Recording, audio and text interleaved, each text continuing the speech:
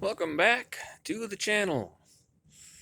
This is the little 6, and I was having a lot of trouble with the pull start, so I just decided to put a good old-fashioned lawnmower pull start on it.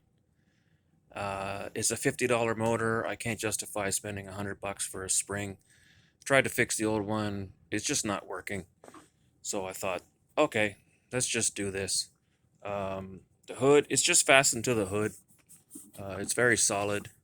I made sure that the hood latch is nice and tight. Got a good click there.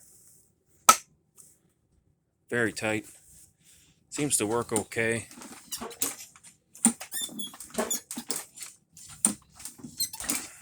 And I will give it some trials as soon as the weather gets better. Right now it's February 17th.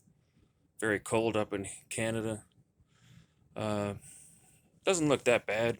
I think it's okay. At least it works.